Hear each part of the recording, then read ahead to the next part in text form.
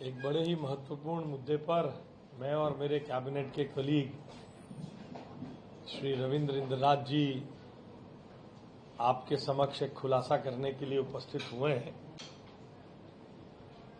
हम पिछले कई दिनों से देख रहे थे कि बहुत सारे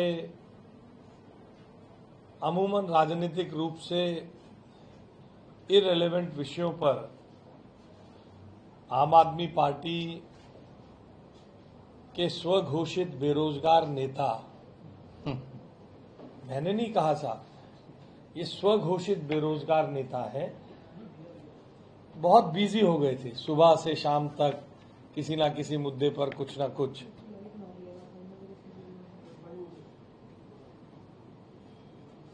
जैसे जैसे हम सरकार की सभी फाइलों में, सरकार की सभी योजनाओं में इन डीप जा रहे हैं, हम अपनी नई योजनाओं को लागू करने के लिए आगे बढ़ रहे हैं। हमारे सामने चौंका देने वाले और रोंगटे खड़े कर देने वाले खुलासे हो रहे हैं, जिससे दिल दुखी भी होता है और हैरानी भी होती है। दिल दुखी इसलिए होता है कि कैसे कोई राजनीतिक व्यक्ति इतना असंवेदनशील हो सकता है कि हर किसी चीज में कैसे कोई राजनीतिक दल आम आदमी पार्टी नाम रखने के बाद इतना असंवेदनशील हो सकता है कि हर किसी चीज में घोटाला, कटमनी और भ्रष्टाचार को किया जाए और कम से कम अपनी आइडियोलॉजी से जुड़े हुए प्रतीकों को तो ठगे नहीं। आज मैं आपको जो बताने जा रहा हूं,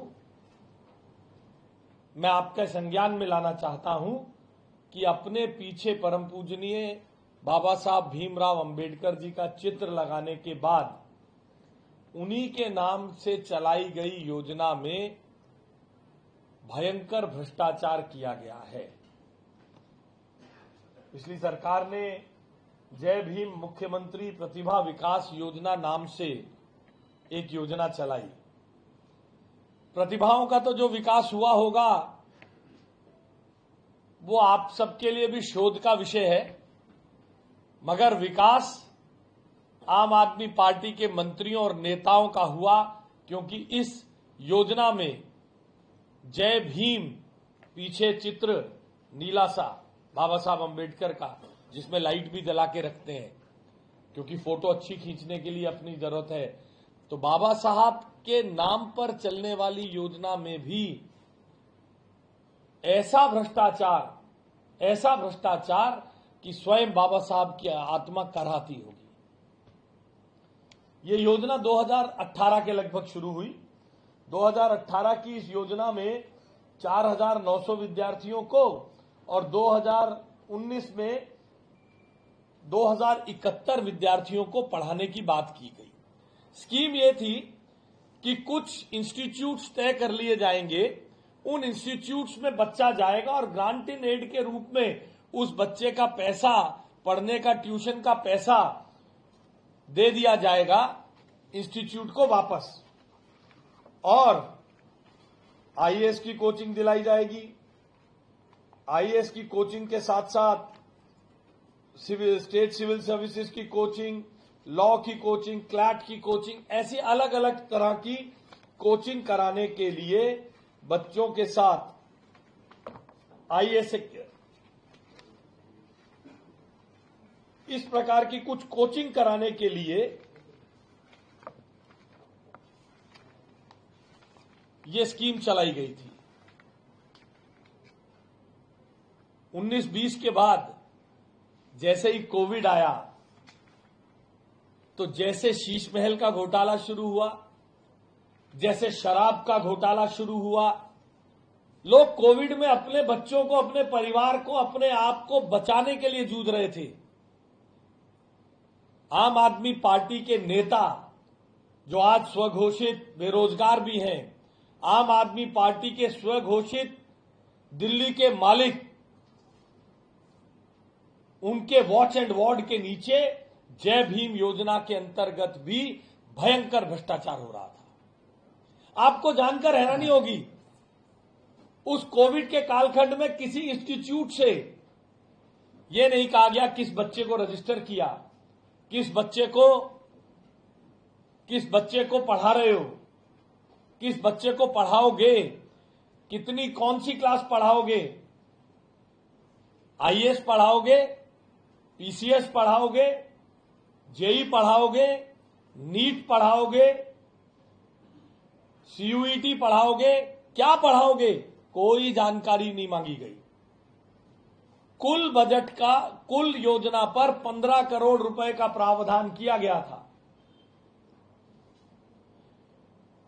31 जुलाई 2021 से लेकर 1 अगस्त 2022 तक 15 करोड़ रुपए में जिन बच्चों को पढ़ाना था, उनके बदले 145 करोड़ रुपए का बिल इन प्राइवेट इंस्टीट्यूट्स का बनवा दिया गया। और क्योंकि प्रावधान नहीं किया गया था, तो इन इंस्टीट्यूट्स को कोई कोडल फॉर्मेलिटी पूरे किए बिना, ताकि इनके पैसे देने को बाध्य हो जाए, उन्हें कोर्ट के पास भेज दिया गया कि जाओ कोर्ट के रूट से हमें निर्देश करा दो, हम तुम्हें पैसा दे देंगे। सरकार ने यह नहीं पूछा कौन सा कोर्स पढ़ाया, सरकार ने यह नहीं पूछा कितने बच्चों को पढ़ाया, कब से कब तक पढ़ाया, कोई जानकारी लिए बिना सरकार ने 145 करोड़ रुपए इन कोचिंग इंस्टीट्यूट्स के पास खड़े कर दिए। इन कोचिंग माफियाओं के साथ मिलकर अरविंद केजरीवाल जी, आतिशी मरलीना जी और सौरभ भारद्वाज और पूर्व डिप्टी सीएम मनीष सिसोदिया सरीखे सब नेता हिस्सा बांटी और कटमनी का खेल खेल रहे थे। हमारी सरकार जब आई, आपको जानकर हैरानी होगी, हमारी सरकार ने इसे देखा और ये कोर्ट के केसेस को देखा, तो हमने जांचने की कोशिश की। तो जब इन इंस्टीट्यूट से जानकारी मांगी गई, तो बहुत खींचतान करके ये इंस्टीट्यूट केवल 13,000 बच्चों की लिस्ट दे पाए। उसमें भी अभी तक ये बताना शेष है कि इस बच्चे को आईएएस पढ़ाया, जिसकी 1 लाख रुपए फीस है, इस बच्चे को कागज रविंदर जी कौन से पेज पे हो?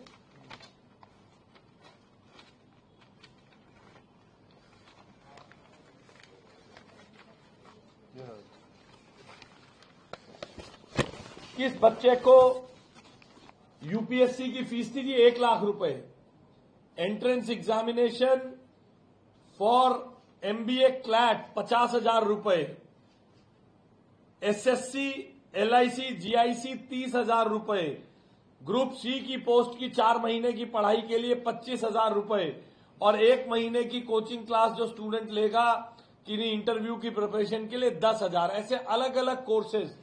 अब आप कल्पना करिए, अगर मैं ये मान भी लूं कि सारे के सारे 13,000 बच्चों ने 1 लाख रुपए वाली कोचिंग ली, तो भी 130 करोड़ रुपए का खर्चा बनता है। और इन्होंने राज्य के ऊपर 145 करोड़ रुपए का खर्चा थोप दिया।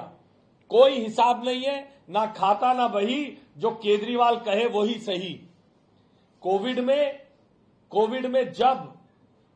में जब लोग अपनी जान के लिए जूझ रहे थे, जब माता पिता अपने बच्चों की फीस पूरी करने के लिए जूझ रहे थे, जब इनकी आवश्यकता थी कि ये माता पिता की मदद करते, उनकी फीस भरने में, स्कूलों से फीस माफ कराने में, उनकी कोचिंग में मदद कराते, उस समय रास्ते ढूंढे जा रहे थे कि कैसे जय भीम योजना के अंतर्गत ठीक बाबा साहब के सामने बैठकर, उनकी आंखों के सामने बैठकर भ्रष्टाचार किया जाए।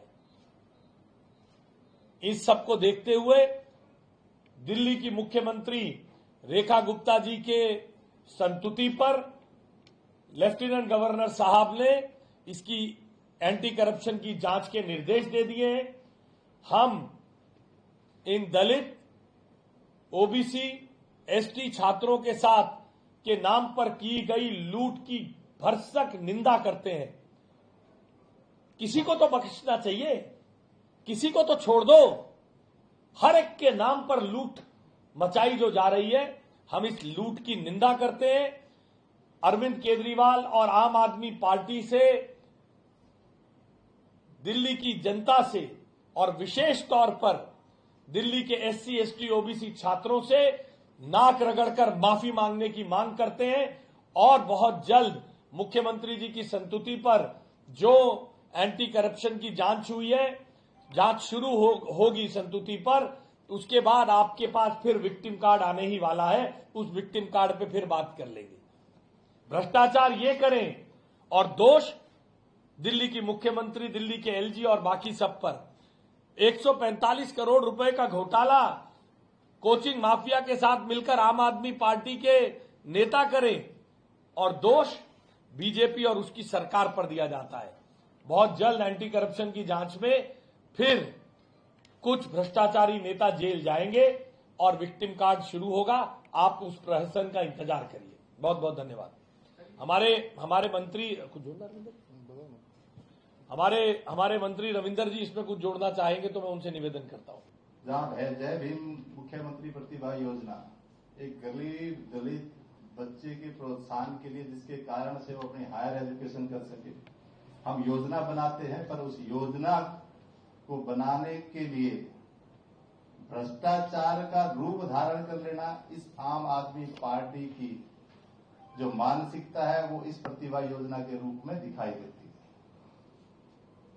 जब ये योजना बनी तो ऐसा लग रहा था कि दिल्ली के दलित बच्चे हायर एजुकेशन से इंजीनियर बनेंगे, डॉक्टर बनेंगे, आईएएस बनेंगे, पर इन्होंने पूरी की पूरी योजना को भ्रष्टाचार का एक अड्डा बना दिया।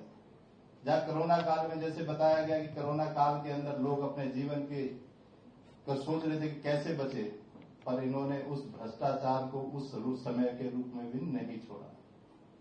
जब इसकी स्क्रूटनी की गई, जब ये पैसे सरकार के द्वारा देने की बात आई, जब इसकी स्क्रूटनी की गई तो स्क्रूटनी में पता चला कि केवल 3,000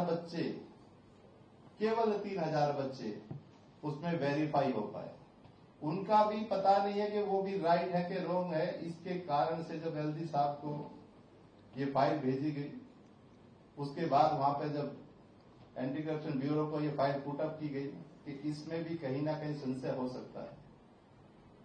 और जैसे कि बताया शिक्षा मंत्री जी ने कि एक बच्चे को अगर आईएएस की कोचिंग भी कराए तो 1 लाख रुपए, तो सोचिए कि अगर 13,000 बच्चे समथिंग को अगर 1 लाख सभी ने ये कोचिंग की हो तो जब जाके 145 करोड़ रुपए, 145 करोड़ रुपए का डिमांड, 143 करोड़ रुपए की डिमांड है। वैसे सोचिए कि उसमें भी ये क्राइटेरिया पूरा नहीं होता, वो पैसे का भ्रष्टाचार साफ साफ दिखाई देता है। तो मैं मीडिया बंधुओं का धन्यवाद करना चाहूंगा। और जैसे ये एंटी करप्शन ब्यूरो की रिपोर्ट आएगी, आपके सामने प्रस्तुत होगी और इसके बारे में दोबारा आप सबके सामने आकर इसके बारे में दोबारा बताया जाएगा। बहुत बहुत धन्यवाद है। हाँ जी। जो 13,000 बच्चों का जिक्र आप कर रहे हैं, ये जुलाई 2021 से अगस्त 2025 के बीच का है और ये 145 एक ही साल का है। एक ही साल की योजना बची हुई थी। उसके पैसे इंस्टीट्यूट्स को कोर्ट में भेजकर दिल्ली की सरकार से लेना चाहते थे, वो पैसे मिल नहीं पाए। हमारी सरकार आते ही 13,000 लोगों के फॉर्म भी जमा नहीं थे, ऐसे ही दे दो। इंस्टीट्यूट्स कहते थे हमारे पास कोई फॉर्म नहीं है जी, कोविड था, हम अपने पास फॉर्म नहीं रख पाए, और सरकार वो पैसे देना चाहती थी। तो हमने जब इसको देखा तो हमने ये फॉर्म जब इंस्टीट्यूट से मांगे कि अगर कोर्ट से कोई कोर्ट के निर्देश आ रहे थे पैसा दो, इन्होंने तो मांगा नहीं कोर्ट के सामने खड़े होकर, क्योंकि हिस्सा बांटी का खेल था, कटमनी का खेल था, टोलाबाजी का खेल था। तो इसलिए जब हमने फॉर्म मंगाए तो 13,000 फॉर्म आए। वेरिफिकेशन करने पे आईडीज और आज बाकी, जैसा रविंद्र जी ने बताया, केवल 3,000 लोग वेरीफाई हुए। उसके लिए मात्र 40-50 करोड़ रुपए बनेंगे, मगर 145 करोड़ रुपए देना चाहती थी सरकार, कोर्ट के माध्यम से दिलवाना चाहती थी। वो तो शुक्र मनाइए दिल्ली की जनता का, जिन्होंने इनकी हरकतों को देखते हुए भारतीय जनता पार्टी की सरकार को चुना। नहीं तो आप सब मीडिया बंधुओं के भी टैक्स, आपका तो टीडीएस कट जाता होगा एक सोर्स ही, आपके टैक्स का पैसा खा जाते 145 करोड़ रुपए। बहुत धन्यवाद।